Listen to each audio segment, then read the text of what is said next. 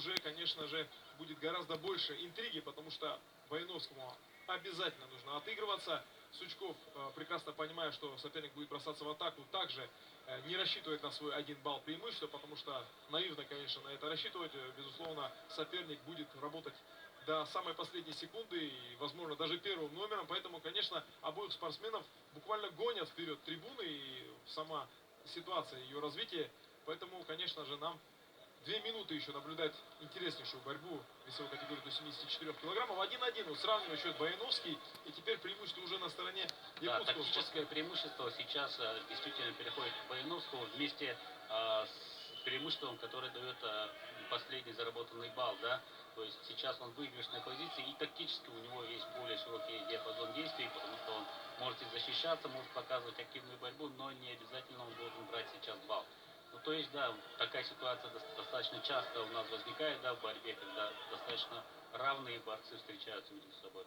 Дома даже стены помогают. Есть такая поговорка, но вот мы сейчас увидим, так ли это на самом деле. Но одно можно сказать совершенно точно. Я не знаю, какой будет итоговый результат, но то, что Баяновский будет демонстрировать атакующую борьбу до самой последней секунды, он не будет расслабляться, он будет стараться искать бреши в обороне Сучкова, это однозначно. Ну и в то же время Сучкову, конечно же, придется сейчас уже в связи с тем, что он уступает при равном счете, придется изыскивать резервы, дополнительные резервы для того, чтобы выровнять ситуацию, для того, чтобы перейти в наступление. Переходит сейчас Владимир Баяновский.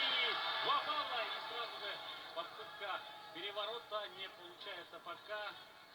Ну, работает сейчас на время Баяновский. 3-1 отыгрывается после проигранного первого периода, да, 1-0. Да, безусловно, перехватил инициативу Баяновский. И вот сейчас Сучков, который виделся фаворитом в этом противостоянии, да, безусловно, положение отыгрывающегося находится. 30 секунд до конца схватки. Это будет очень интересно. Я уже сейчас предвкушаю. Сучков пытается взвинтить темп. Баяновский уверенно обороняется, вяжет оппонента, нагружает его корпус и не позволяет ему думать об атаке, потому что сам идет в это наступление. Но Сучков не теряет надежды. Очередной проход в ноги не удается. 15 секунд остается всего. Идет в атаку Антон. Хватит ли ему сил?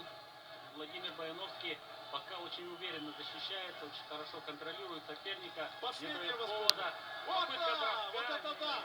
Попытка была броска через плечо в исполнении Сучкова. Поздравляем Владимира. Попытка кочерги не удалась. Ну а Баяновского мы поздравляем с яркой схваткой. И вот трудовая, я бы даже сказал, кровавая победа. Кровь в носу. И вот такой ценой приходится достигать побед. И кстати, достаточно таком, скажем, опять же, ему помогло хладнокровие, самообладание, да, именно вот в юниорской такой борьбе, когда очень молодые люди выходят на ковер,